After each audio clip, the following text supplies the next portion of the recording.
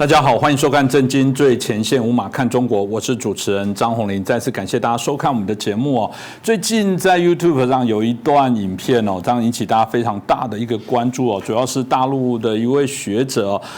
在参加一个台海的有关的一个所谓的核战的一个对话里面哦，语出惊人的说了一句话，他说大陆哦有14亿的人口啊，如果为了统一台湾呢，这个死了1亿4千万哦，也是小菜一碟，这当然引起大家非常大的一个震撼跟关注。那这件事情到底我们从中可以有哪些的一些观察，或者值得我们好好来探索这样的一个事件哦，会不会在中国或者台湾或者在各地哦有可能产生的一些发酵？我想我们今天可以好好来探讨一下。那很开心，我们邀请到的是我们台大政治系的荣誉教授闵居正老师。闵老师你好。主持人洪林老师好，各位观众朋友们大家好。老师，1亿4千万呢？我只能说，为什么中国的人民这么不值钱？所以，当然啦，这个人说他是北大研究生啊，希望在美国大学取得硕士跟博士哦。那当然，现在担任中国人民大学的研究员哦，那也是福州大学台湾研究所的所长哦。那老师，您对这有什么看法？我想，我先不评论这个人吧，我们就看就是如果真正执行起来会怎么样。那么也就是，如果武统台湾的话，中共会碰到什么样的具体的困难？因为你说1亿4千万，一定是碰到具体困难之后才会导致这种后果嘛。所以我想大家可以分几块来看。第一块就是，如果中共现在要武统台湾的话，在军事上面它会碰到什么样的？因为这是最具体的吧，对不对啊？这几年来我们在节目上一直在讲，我们也注意到世界各国呢对台湾的关注度也越来越高。尤其是乌克兰战争爆发以后，大家突然醒过来啊，台湾也很重要，然后全世界都来关注台湾，这倒是这个当然不是完全出乎我们意料之外，但大家关注度到这么高呢，倒是有点点意外，是真的。所以我们可以看到，如果中共现在武统台湾的话，它面对的军事后果，第一个就是美国、日本会直接介入。事实上，中共的计算也是美国、日本会介入。所以他现在你注意看，他在这个演习也好、练兵也好，他经常把船开出来嘛，把飞机开出来嘛，开出宫古海峡啦，然后走巴士海峡等等，也就是从台湾的南北这样出来。但你有没有注意到，当他出来的时候呢，有别的国家船一定会跟进，至少2个国家会跟进，一个是美国，一个是日本，那不是同时来就轮流来。那么也就是说，中共自己也计算到，如果他要打台湾的话，他必须直接面对美国跟日本的军事介入，这点他跑不掉的。所以安倍晋三讲，这台湾有事就日本有事。其实他意思就是，如果中共要打台湾的话，他一定会先打在日本的美军基地，或者是直接打日本的这基地，然后呢，把这基地打得差不多之后，我才能动手打台湾。这叫做台湾有事，日本有事。那么对美国来说呢，大概他们也慢慢想通这个道理了，所以他不能不捍卫台湾。这个东西讲了很多次了。拜登在1年多2年前，他第一次讲说，哦，对，这个中共打台湾，我会防卫台湾，大家觉得他老换天失言了。他连讲4次之后呢，大家不觉得他是失言，大家觉得他是认真的。所以当时我就讲，他讲完这话之后，谁最认真听下去呢？中共认真听下去了。中共就相信美国到时候一定会出手。好，这第一，这美国跟日本。第二，在前年呢，澳洲、英国跟美国到8月份打造了澳英美同盟。当时我们就讲，我们说不要小看的东西。第一，它是冷战结束之后到现在20多年来第一个出现国际上重大的军事同盟，这第一个。第二呢，它不是一般军事同盟，它讲清楚，我要帮澳洲这个国家打造一个核子潜艇舰队。它可以水下作战，也可以远程打击，然后 AI 能力怎么等等，这就不是一般的这军事同盟了，这是一个高精尖科技的军事同盟。那它目的是针对什么呢？针对中国人来，讲得很清楚了。所以第一，我们看见美国跟日本会直接介入；第二呢，澳英美同盟打造出来呢，就针对中共来的。那这个呢，大概跑不掉了。而且澳洲总理也好，澳洲的国防大臣也好，澳洲外交部长也都几次讲。那如果说这个中共打台湾的话，澳洲恐怕很难置身事外，都已经讲到这样子了，所以澳英美同盟恐怕还得进来，这第二个。第三，最近这个态度变化比较大，一个是南韩，然后再一个是印度。南韩跟印度现在，中共最关切就是南韩会不会参加美日安保，把美日安保变成美日韩安保，这是中共非常害怕的东西。因为美日安保已经很难对付了，美日韩安保的话，那中共简直不晓得怎么办才好。好，那南韩会进来，再来个印度会不会进来？印度你说他不进来吗？他应该会趁火打劫。以印度对外交跟对战略的估算，他如果认为大家都在动手打中共的时候，那我为什么不进来分一杯羹？对他来说，这个千载难逢的机会。更何况印度还讲过，印度有一个退休将军讲过，他说打台湾，中共打台湾，那我在这边开个战线，我去牵制一下中共军队，也就是战略上面大家都看见这种可能性了。到时候是不是一定实现，我们当然不敢说，但是这些事情是中共必须考量的呀。这个东西我们倒不是说真的要那么去考量它，但是中共必须考量，因为真的被打的是中共嘛。好，这是这印度跟南韩的部分。这几年来，我们还关注到一件事情，北约对于亚太的局势是非常关注的。北约对亚太3番5次讲话。北约这几年呢，每一年的这个年会，他去发表宣言的时候呢，他对亚太问题都表示意见。他不但对亚太问题表示意见，他对台湾问题表示意见，已经非常具体了。如果对台湾问题表示意见的话，那表示我对中共的做法有意见嘛，就这么简单嘛。好，所以我们现在讲的就是哪些国家跟哪些军事同盟可能介入。好，那第二我们要考虑的是，如果介入的话，用什么武器？真的一定打常规战争吗？对，你现在大家现在真的不敢想象说原子核子战争，可是武器做出来了，你就不能完全排除它不被使用吧？这个你必须考量。所以打到最后，你说啊，这个你打我，我打你，最后打到杀到眼红的时候，会不会动用核子武器？核子武器是这样哈，这个门是不要打开最好，门一旦打开之后很难关门了。你从战术性核武慢慢就变成战略性核武，到最后是变成一种灭国战争，甚至灭种战争。也就是你考虑的就不只是常规武器了，你可能必须把核子武器考虑进来。你真的愿意花那么大代价吗？这光是军事部分的，我们只讲这么多。那老师刚才提到，光是从军事的角度上，其实态势已经非常明显。所以军事上的部分如果都确认了之后，在经济上的部分，我想那会更明显哦。因为我们这次如果以这个乌克兰的一个样态来看，俄罗斯入侵之后，各国不但提供在这个军事上的协助，在经济上也透过各式各样的手段，对于俄罗斯来进行制裁哦。我在想这一点是不是也是中国可能必须会考量的部分？他必须考量吧，因为我记得那时候俄乌战争爆发前后，当时我们不是讲说，俄乌跟台海之间形成了一个互动或联动关系嘛？那对美国来说呢，俄乌战争爆发跟台海形势紧张呢，对它形成犄角的压力啊。所以中共在如果说这个犄角的关系形成或这种联动关系形成的话，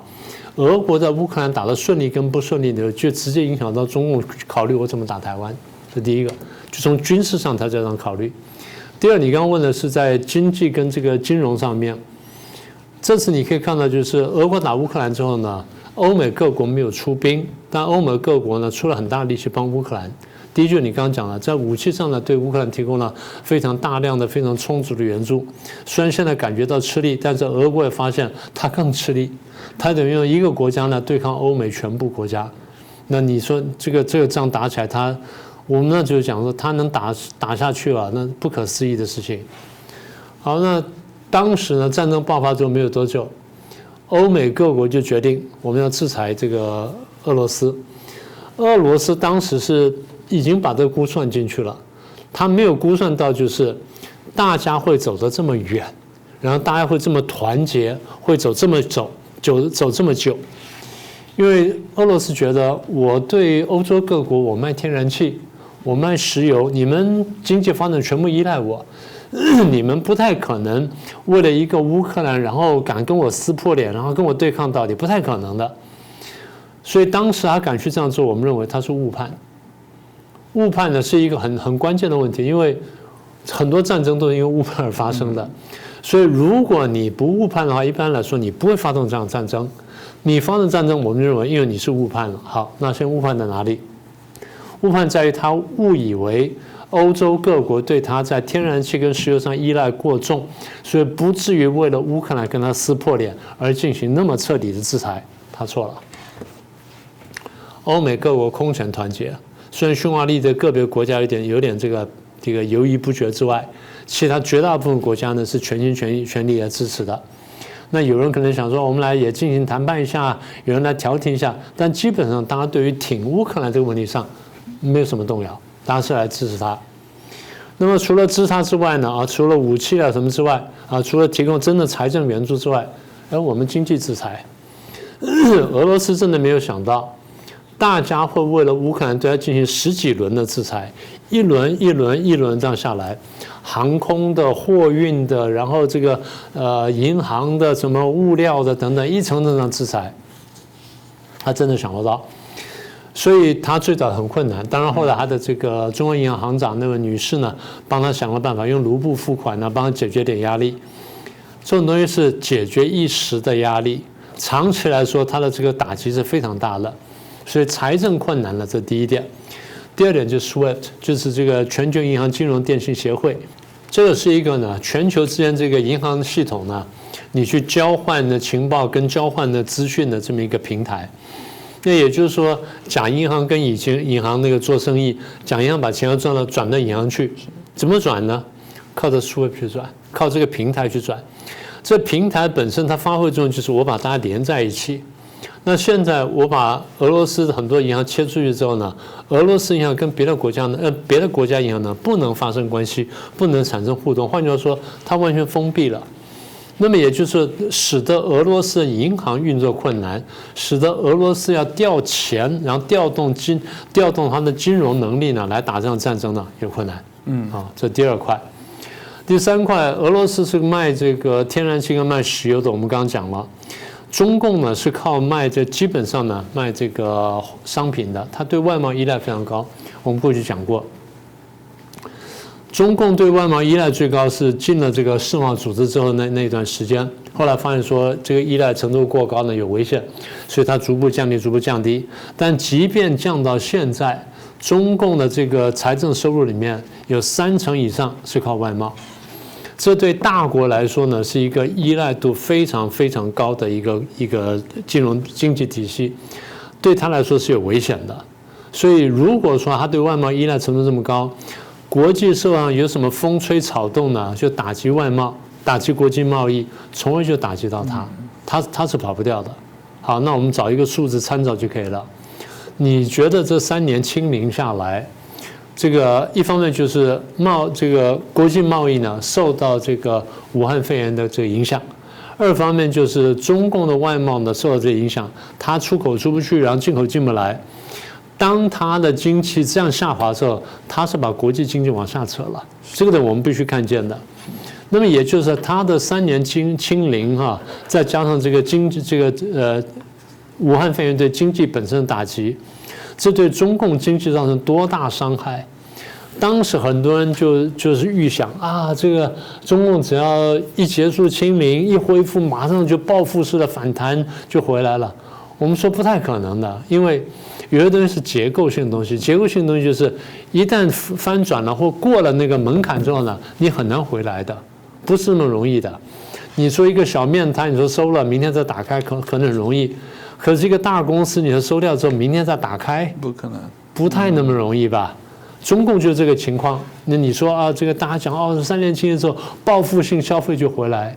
如果中共的经济就靠老百姓报复性消费就可以回来的话，那哪一个国家经济不会靠报复性消费回来呢？那为什么别的国家经济会迟滞不前呢？为什么说3年的这个经济，3年的这个武汉肺炎打击全球经济呢？就这个道理嘛。因为他已经过了那个门槛了，所以中共他必须看见，我还没有打仗，我光是3年清零就搞成这样子。如果3年清零，或者说加上这个国际，我因为去打台湾而受到国际经济跟金融制裁的时候，那我的打击有多大？当然，大家不会跟中国完全脱钩不可能的，因为大家有多少制造业或民生东西要去依赖它。可这些东西我们说白了，人家做得出来它只是贵一点而已，然后它花的力气比较大比较久，但它做得出来。你中共的问题是很多东西你是做不出来的，你是要靠外面进口制造，然后你组装装配之后，你去赚那个组装的钱的，那你是做不出来的。你要做得出来的话，你根本就不用靠我们，你内循环就解决问题了。你内循环不能解决问题，就说明说你对外贸的依赖过重嘛。所以我们反复论证就这件事情。好，所以3年的清零，我们看见对经济打击这么重，到什么地步呢？外商跟台商开始慢慢撤出去了，开始逃走了，资金逃出去了，有钱人开始润出去了。当这些钱都开始往外走的时候，工作机会减少了，结果就是失业率增加。失业率增加，这东西是连锁的。所以不要以为啊，我打个台湾什么1亿4千万人死掉，这个问题解决了，没那么容易的。他后面这种事情啊，牵一发而动全身。所以我们常讲说，这个博士有时候这真的要博一点，你要看见后面的联动关系，不是说啊，你这个少了这1亿4千万人，什么事情都没有发生，别的事情都不会发生，不是这样子啊。还有一点我们还没算的，这是俄罗斯这个发动战争之后呢。俄罗斯很多富人钱被冻结了，所以现在最恨普京是这富人。这富人想说，怎么样赶快把普京弄下去，然后让战争结束，让我的财产能够解冻，我能好好花我的钱，不管我投资也好，享受也好，我的钱得要用啊。中共的高官逃出去外面的钱比这多太多了。我们现在随便数数呢，大概就10年到20年这个国民所得，你想想多么惊人的数字，多么可怕的贪污。所以你这对高官来说，他说预见啊，我们打台湾损失的不是1亿4千万，损失我的几十倍或上千倍或上万倍的这个在海外的财产，你说我能接受吗？所以这个事情呢，不是那么简单的。我觉得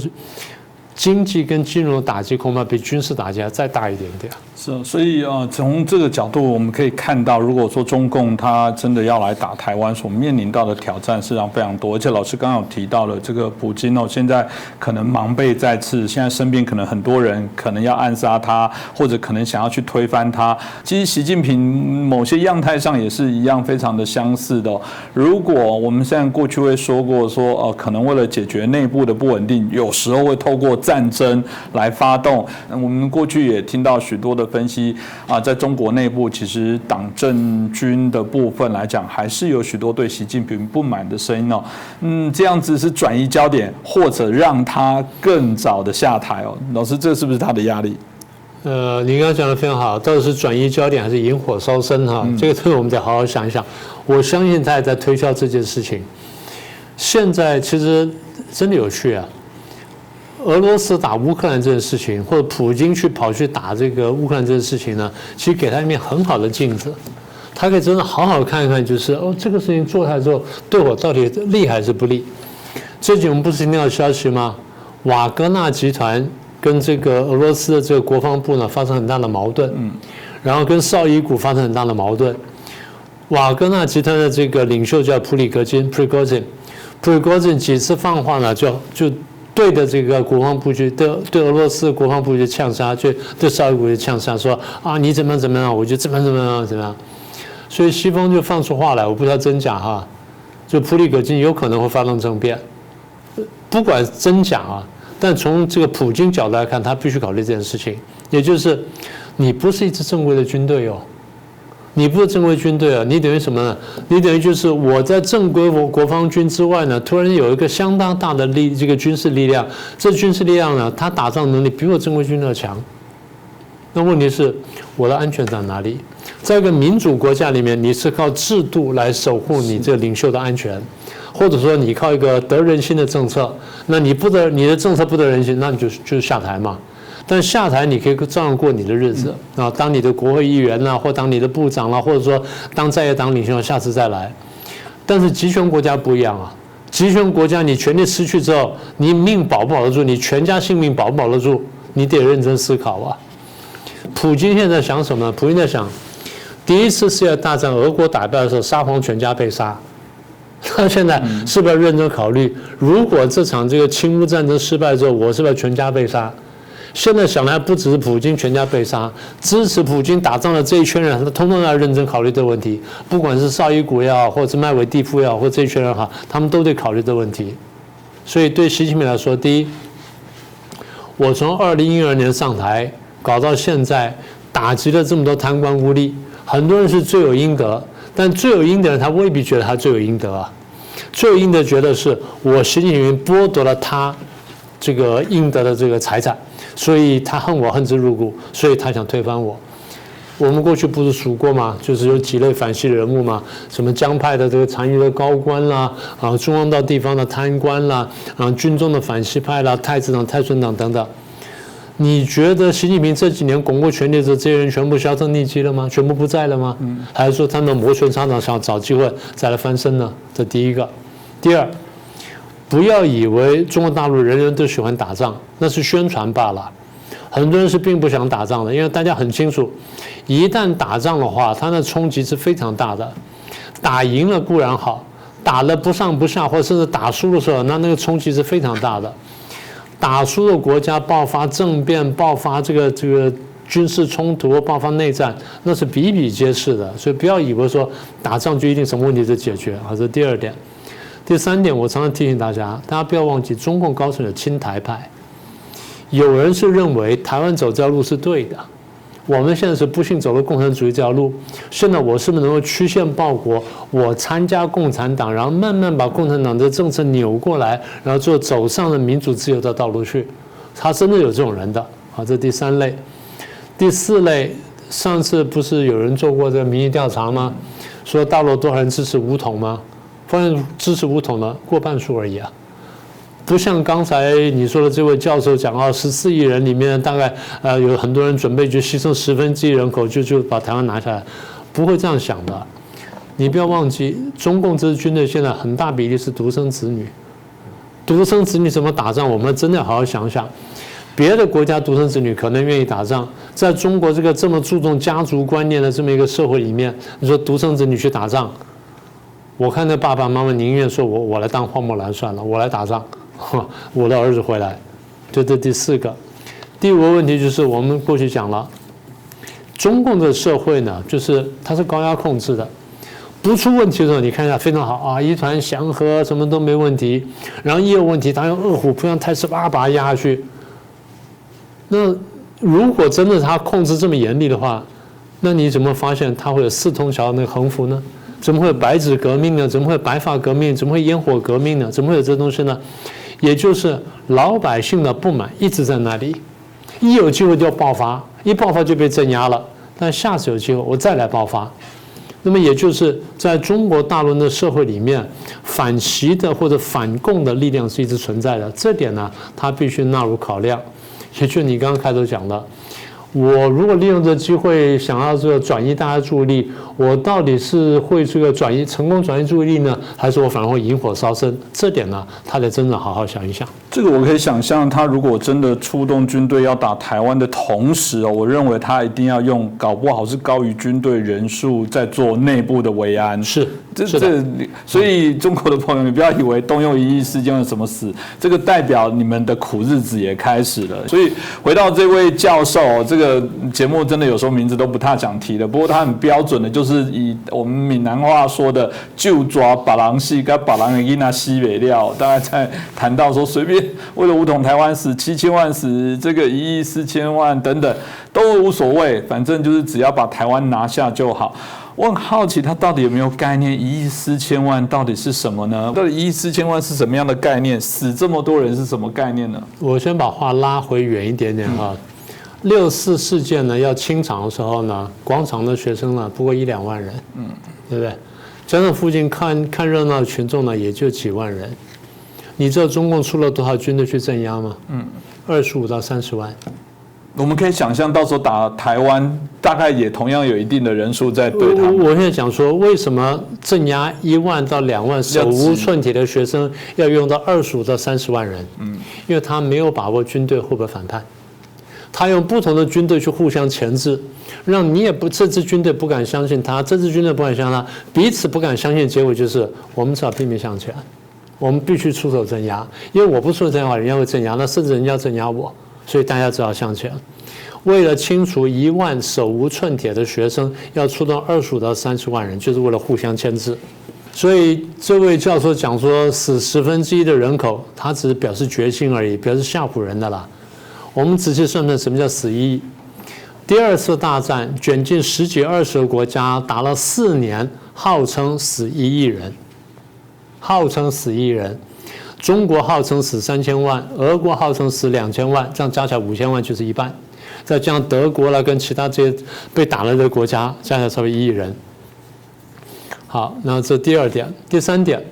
按照国际关系来看战争的规律啊，一个国家损失1亿4000万是什么意思呢？就1/10的人口。损失7000万呢，就是5%的人口，就5%到10%人口。一般来说，一个国家在战争当中损失5%到10%人口，他准备投降，他准备投降了。这是国际关系上基本我们看到的规律啊，差不多就这样子。你不要忘记，这损失这1/10人口，不是损失老弱妇孺啊。什么人损失的比重最大？青壮人口嘛？为什么？打仗的人嘛。打仗的就是靠这些青壮的男性，一般来说多少呢？大概正常国家是18岁到60岁左右，18到60。那有的国家甚至轻点，就18到45。这些人呢，既是打仗的人口，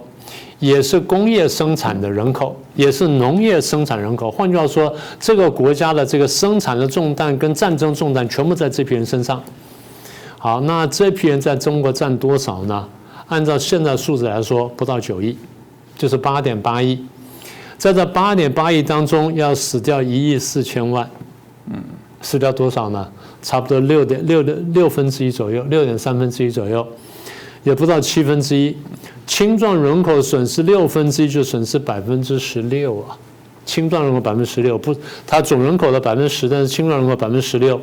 这在任何国家说，一般来说是承受不了的。好，你说他们比较疯狂，他们可以对。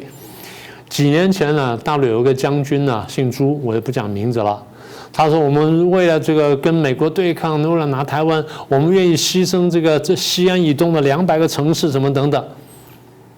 西安以东差不多就200个城市。你把中国地图拿出来，把那只老母鸡拿出来，然后画一条线，这边呢到黑龙江的黑河或者爱魂，然后这边到云南腾冲，这条线画下来，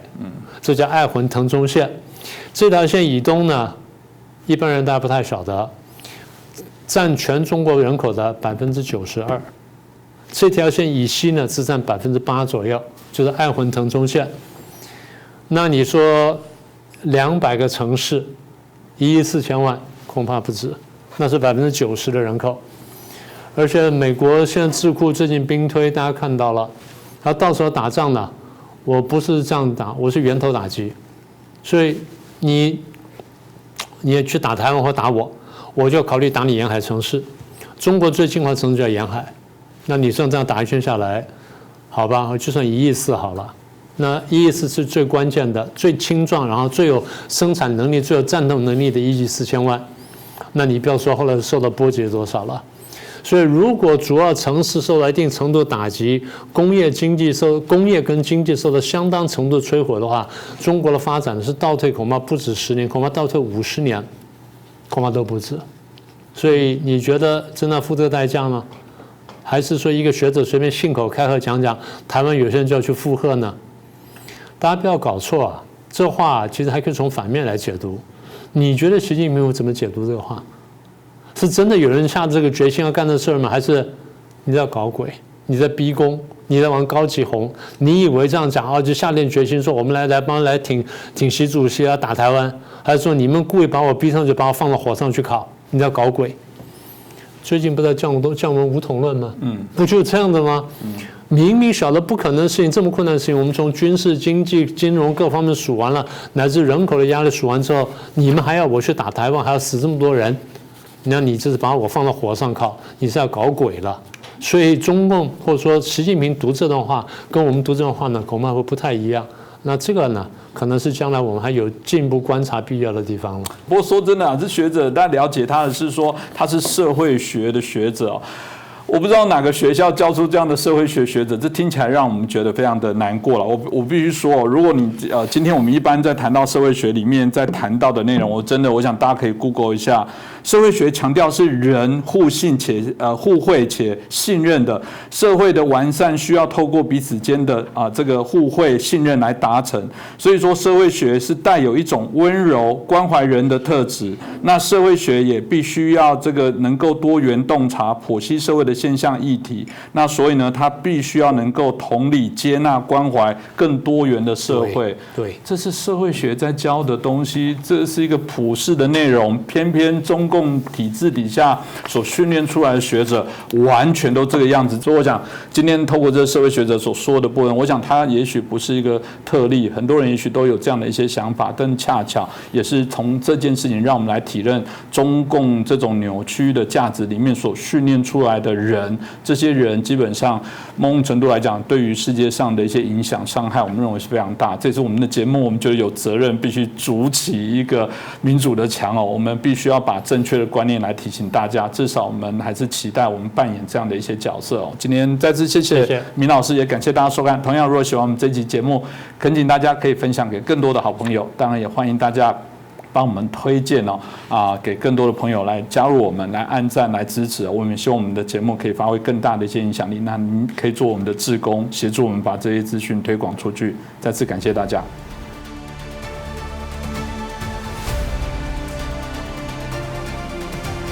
社会学具有一些理想使命的一些性格，跟信口开河要人家去死，这个是疯子了。就我们讲的，这可能是有流量密码，这比较是网红的做法。他来过台湾，他跟那个范世平和李友谈的都见过面。对，所以我说他根本某种程度来说，他可能是上瘾了，觉得我讲一些夸张的字眼会被关注，这跟某些有些东西我在节目上不好讲。听他找工作十分不顺利。最后开始讲了战狼的话之后，才受到注意，才该找到工作。对啊，我听都是这样。所以我觉得这是比较夸张的事情。谢谢老师。各位震惊最前线的好朋友们，我是主持人张宏林，欢迎订阅我们的频道，也记得打开小铃铛，掌握最新节目通知，让精彩评论不错过。更欢迎留言、转传影片。大家好，欢迎收看《震惊最前线》，无马看中国，我是主持人张宏林。再次感谢大家收看我们的节目。最近许多的网友一直跟我们提到说，台湾最近大选虽然他们也很关心中国的议题，但对于台湾2024年的这些总统到底是会由谁来就任这样算一算，只剩7个多月的时间目前在台湾台面上确定会参选的共有3组的候选人分别是我民进党的赖清德副总统，那跟这个国民党的侯友宜那还有一位是民众党的党主席柯文哲那不过呢，虽然是3位已经出现但各自都面临到各自彼此不同的一些优势，或者是一些劣势跟压力不管是我们最近爆发的这些所谓的金融诈骗的一些案例那甚至是最近延烧的在台湾 Me Too 这个性骚扰的一些案件的一些延烧，加上最近也有闹出台湾的一些这个我们幼儿园的这些儿童在体内有这个验出一些巴比妥这一类大家认为是一个管制药品的部分引起家长非常大的一些恐慌，加上蓝营之前征召过程中的提名整个现在在台湾总统的选举情势非常的混乱在这一片混乱里面呢原来赖清德的这个民调都一直保持第一但侯友宜这个代表国民党第2大党却掉到第3，那柯文哲甚至窜势到第2，那最近有一些民调甚至显示他还一度攀上这个所谓的第1位所以这是台湾的总统选举接下来到底会如何走，值得我们好来关注一下。那我们很开心今天邀请到的是日本产经新闻台北支局长石坂元夫先生。石坂先生你好。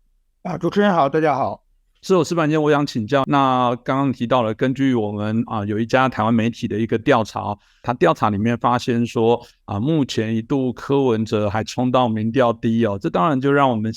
想起这个接下来这3强的这些选举或者是未来有没有其他的这些选举变数那这部分您怎么看待台湾现在这些总统选举这3角的这个3位候选人的现在的一些发展呢？首先我觉得台湾的这个选民结构如果用比较简单粗暴的分法呢，我认为是3-4-3就是蓝营的30%，中间选民40%，然后绿营的30%，这是一个基本盘。那么呢，赖清德呢，他基本巩固了这个绿营的支持者，然后呢，他要把中间选民往外扩，这个呢能扩展到2成还是3成还是1成，这个呢要看他的本领。那么过去呢，蔡英文总统呢，他是就是说对中间选民、年轻人，就是中间这4成的选民，是他诉求意识非常清晰的。所以说呢，蔡英文总统呢就得到了50%将近60%的支持。但是说呢，因为蔡英文总统呢，他其实本身他是出身于这个国民党，最早从国民党出走的，然后是在陈水扁政权的时候才加入这民进党。他并不是一个所谓的根红苗正的台湾本土派，所以说呢，他是可以被中间选民接受的。但是说这个赖清德是出身于这个民进党里边这个派系的概念最强的这新潮流的这个派系的人物，所以说呢，他的绿营色彩是非常非常强的。所以说在台湾的年轻人、中间选民呢，对这种传统的蓝绿都有抵触感。赖清德怎样把这个自己本身的这种过于这种绿营的这种色彩怎样把它稀释，是因为它是一个最大的课题。那么我们讲到蓝营呢，其实我觉得因为多少年的这个族群的撕裂啊，蓝营的所谓这3成的支持者呢，他们对于国民党的爱要远远小于对民进党的恨，所以对他们来说，能够下架民进党的话，不管是谁都可以。所以这些人是对侯友宜是没有忠诚度的。那么如果侯友宜的民调不好的话，这些人呢就会流入柯文哲的这个支持率。那柯文哲他想要的，而且他一贯诉求就是刚才讲的中间这个4成选民之中，中间选民和这个年轻人的选民，他能够拿到多少了？那么现在很明显呢，就是说赖清德呢拿到了民进党的基本盘的3成，再加上1成左右嘛，也就是赖清德的多次民调，他基本上他的民调局限于4成左右。那对于赖清德的他的选举的理想是4-3-3嘛，自己拿到40%，剩下你们2个平均分的话，我就赢了嘛。但是现在呢，因为国民党侯友宜呢，他根本没有论述能力嘛，所以说他在就是说整个的对蓝营的基本支持盘的，就是说需要听的、想听的，比如说9·2共识啊，各方面的一些关于统派的大中国主义啊，什么一个中国这些方面，他完全避而不谈。所以说呢，蓝营的这个最深蓝的这些人呢，对侯友宜有很大的不满，他们觉得那我们宁可去支持柯文哲。那所以最近民调显示的柯文哲呢，其实呢他是属于一种虚胖的状态，他本来是没有陆军的，他没有地方组织的，所以说他的支持率只靠空战，所以说是暂时这些人归到这里去。所以说他这个虚胖的长上来的体重能不能变成他的肌肉，这要看他今后的手腕了。那么我们看到国民党呢，他能不能把自己的这个临战体制给他调整清晰，然后呢让他的基本盘回归之后再怎样扩张，这是国民党的问题。所以说我觉得现在这个状态很明显就是柯文哲是虚胖，然后呢国民的侯友宜呢，因为他没有论述，另外一个他自己虽然是挑战者在野党的身份，但是同时他也是新北市的执政党。那么新北市执政党出现任何问题的话，他作为执政者需要负责嘛。那么赖清德呢，他是作为整个台湾的执政党。那么台湾执政党的话，不管你的外交上有多大成绩，不管你防疫上有多大成绩，但是今天就是说和两岸关系非常紧张，这个是事实。那么台湾的经济并不是很好，而且今后经济发展并不透明，也不是很清晰。还有台湾的能源政策，到底要不要核发电？如果没有你非核家园建造非核家园，那你的电力问题怎么解释？怎么处理？这些问题其实论述的并不是很清晰，所以大家没有给大家一个耳目一新、眼睛一亮的感觉。所以说，我觉得在这种情况下，我认为这种混沌的这种状态还会持续很长时间。主要是侯友宜的支持者和柯文哲的支持者互相他会流来流去的方向，我想至少还有2-3个月会继续持续下去。当然，从刚刚所谈到的这些民调的部分，那我们过去的一些经验，的确在柯文哲所谓的选市长的时候，他对于年轻人的选票，因为他的这个个人特殊的一些风格第一大家认为说政治都很假，只有他非常的真所以我们看到在40岁以下，几乎他目前都的确调查里面是领先那现在我们所看到40到49的部分，也甚至到50、59的部分，都甚至产生这些所谓的开始在把民次的部分越来越往上来冲那这部分是吧？怎么看到这一次的这个有人说柯文哲冲到第一的这样的一个民调的一个状况？首先我觉得台湾的民调就是台湾的媒体，我觉得这是一个很明显的媒体的乱象，就是说台湾呢是一个2300万的市场，这个呢并不是一个很大的市场，但是其中呢它的媒体的数量众多了。这个和日本比起来，比如说日本呢，全日本只有基本上5个电视台，那么报纸呢也就是这么5-6家而已。那么这基本上的日本媒体就这些而已。但是它在台湾，我们能数上的名字的电视台、网络媒体和新闻这个纸媒的话，加在一起，我想20-30种是很轻松就有的。然后市场又是日本的1/5，所以说呢，大部分媒体是没有资源的。那么很多媒体呢，其实它是附庸在，就是它是靠比如政府的标案各方面来维持的生计的，而且呢，它作为很多的就是采访方面，就是说，比如说我们看到最近的 Me Too 的事件嘛，很多媒体就是把这个爆料人就被害者的脸书引用一番，然后打个电话让加害者回应，然后呢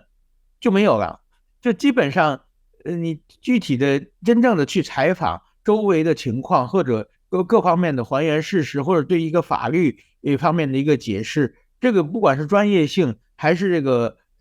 采访的深度广度，都是远远不够的嘛。所以说我觉得就在这种情况之下呢，那么一到选举的时候呢，每个候选人都希望能有一份对自己有利的民调出现嘛。那么这个候选人呢，他后边往往有很多政治资源，所以说我们看到很多民调其实是为某一个政党或者是为某一个这个候选人所服务的民调，是他最想看到民调的数据就会呈现出来嘛。但是如果我们知道民调，它如果说我想要什么样的数据的话，操纵它其实是会有很大的这个流动空间的。所以我觉得在台湾为什么就是说很多选举之前大家完全不知道自己要支持的候选人会不会当选，是因为民调太多了，所以大家缺乏一个这个冷静的判断。我觉得这是一个这样会使整体台湾的媒体会失去社会的公信力，这是一个我觉得非常怎么说呢，并不是我觉得这是台湾整个社会需要凝聚这个力量，就是说台湾的媒体有很多都是快餐店，没有一些精品店，没有一些真正的就是说做的很细的东西，也没有一家媒体能够取得广泛的社会上的这么一个信用。所以说我觉得这种民调的话，也就是讲的柯文哲讲的就是看看就好嘛，就是说我们具体的我觉得，但是政治其实我觉得一个政治就是一个说服的过程，那么最重要的还是理念嘛，就是只要你相信你那个理念，然后你把它一个有逻辑性有理性的把它说出来，然后让更多人支持你，我觉得这是一个非常重要的事情。那么很遗憾，今天我们看到台湾的这场总统大选是对台湾的生死存亡是非常有重要的一次选举，但是到现在为止，我们看到媒体基本上在没有政策方面的对立，没有政策方面的论述嘛，就台湾对美国应该怎么样，对中国应该怎么样，台湾的军队就哪些武器是需要的，哪些武器不需要的，我觉得这些东西都可以，应该是现在正在广泛讨论的问题啊。兵役应该怎么办？这个，但是说大家都不提，而大家在提的是什么？就是说 A 和 B 是不是昨天说话了？这个 B 和 C 是什么？到金门一起看海的海誓山盟到底说的什么？就是永远是一些细节的、一些政治的，就是说没有政策论证，而是一个政局的一些人物的变化、派系的靠拢、合并和对立。还有一些就是比如说这个Me Too 事件。也可以看到，台湾今天看到的 Me Too 事件，这个性骚扰事件，并不是一个正常的一个社会问题的一个展现，而是把它一个选举的延长线嘛。我们看到出来的所有的当事人，基本不是隶属于某个政党的公众人物，就是一个很明显支持某个政党的公众人物。那么，在这种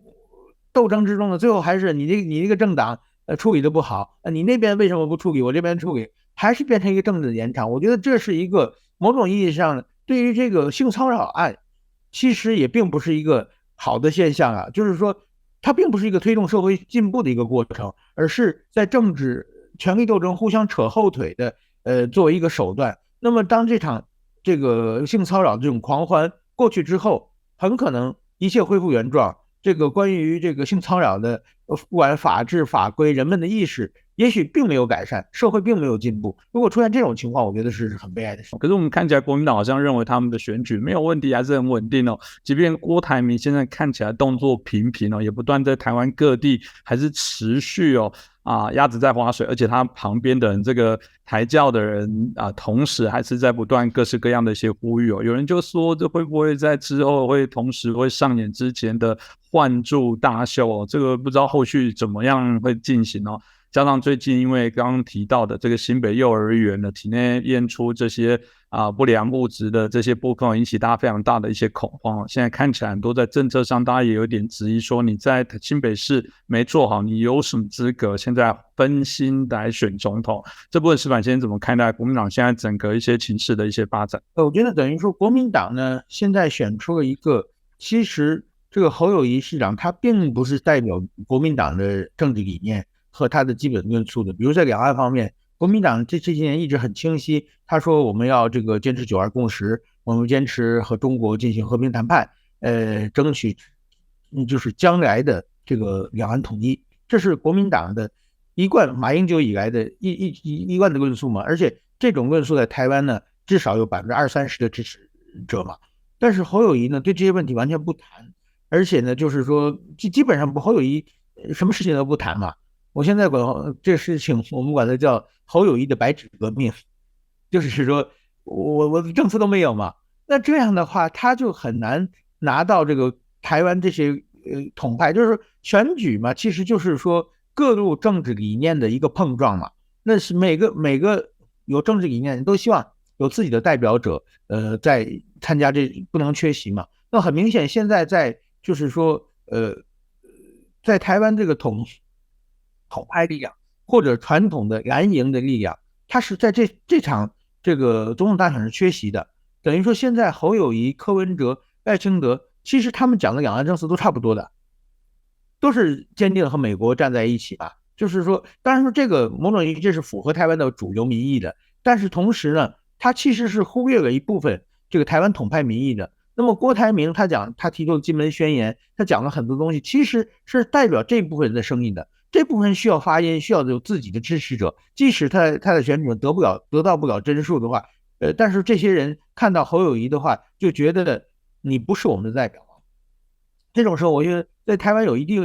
很多人想把郭台铭或者是马英九也好，就是有一个自己的代理人把他拱出来，这种欲望、这种诉求，我觉得是可以理解的。那么如果侯友宜再这样下去，那么这种声音可能会越来越强。那么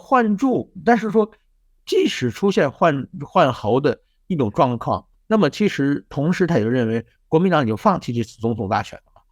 我们不可能看到任何一个主要选举能够在选到一半的时候突然换人，然后换上一个人竟然赢了，那是基本上很难，就是不管是准备各声望他都是其实负数。如果说国民党需要出现换侯的状况，那么一定是就是说放弃了总统，而为了保立委。那么这个时候，其实国民党他如果说不管是换的郭还是换的朱还是换的马上来以后，那基本上国民党就出局了。在总统大选，而是那些要选立委的人他们忍不住了。那么所以说，我觉得如果出现这种状况的话，那么台湾就可能是赖清德和柯文哲2选1。是哦，这当然是台湾或我们有一些想法。一方面来讲，大家在谈到第三势力的期待，也有人说法是说，希望未来的两党政治是朝向台湾本土的两党政治哦。那这未来到底怎么走？在这一次的选举有没有可能产生这样的一些变化？哈，这第三势力一直都是大家很关注哦。其实特别是以我们上次921的大选哦，大家会以新竹市哦代表民众党的高虹安。这个同时击败了我们谈到的就是这个民进党跟国民党的候选人，大家就一直认为说高虹安的案例哦，这未来会不会在整个总统选举里面产生一些效益哦？那您来看，这台湾的这次选举有可能产生这样子的现象吗？我觉得很可能产生就是高虹安的现象，很明显就是弃保现象。那刚才我讲的就是说，台湾的有2个政党，一个是民进党，一个是讨厌民进党那么其实呢，换句话说，一个是国民党，一个是讨厌国民党。就是台湾因为政治常年经过这个仇恨的操作，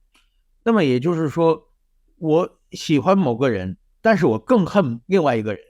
那么如果我为了阻止我更仇恨的这个人当选，那我宁可抛弃我喜欢这个人，我让另外一个我并不是很喜欢，但是他可以当选，可以让我仇恨这个人不当选的。这么一个人出现。那么这种状态的话，我们今天看到就是台湾的论述，比如说我们看到绿营的人的讲话，那么马英九8年做的没有一件事是对的。那么现在国民党的讲话就是蔡英文政府上台7年做的所有事全是错的。那政治不可能是这样嘛？那么但是在台湾的话，这种论述是非常正常的状况。你如果到绿营圈，大家一定会这么讲。那么你如果到蓝营圈，大家一定会这么讲。那其实这种我就认为是一个仇恨的操作嘛。当然说仇恨操作的背景有很多，也有就是说每次选举大家都会有一种亡国感大家就认为你上台我就完蛋了。其实我觉得在一个正常的民主社会不会出现这种状况。就是说在日本，比如在日本执政党是自民党，这个最大在野党是立宪民主党，还有一个日本维新会最近也是在崛起。那么这些候选人他们是也是可以在一起做很多事情的，而且呢他们的支持者虽然有支持的话，但是也可以进行一个理性讨论的。但是在台湾，但是说台湾的问题更严重，台湾是面临着一个对岸可能打过来的这么一个巨大的一个问题，所以说台湾是仇恨操作。但只要这种仇恨操作存在的话，这弃保现象一定会出现的。所以说我觉得怎么说呢？到现在为止，如果选到第3，所以说我觉得我看台湾的选举很有意思的，就是说我过去采访过美国总统选举，采访过日本的选举，大家从来没在乎谁是第3的，都在选择第1的嘛。但是我们发现最近台湾这1-2个月的媒体都在确认一件事情，就是侯友宜到底有没有当到第3，到底谁是第3。所以说为什么呢？因为台湾第3可能被弃掉。这个是我觉得是一个非常诡异的事情，别的国家是没有出现的。所以说我觉得这种现象我想这次总统大选中应该还是会出现的。是，这是台湾另外一个特别问题，我非常同意石板先生所说的一般我们选举就会选我自己认为最好的，不会投给次好的。但台湾因为新型的其他的原因的复杂，会去投给所谓次好。在台湾最早是民意调查是做所谓支持度，再来慢慢加上看好度，另外一个现在加上厌恶度，也就是说你还要比谁是最被讨厌。所以我也只能说台湾这选举上那个民众的心情变化还真复杂。我这个有仇恨值也是仇恨值，我都没办法翻译成日语，因为日本人不知道这是什么东西啊。但是在台湾现在最流行的就是仇恨值嘛。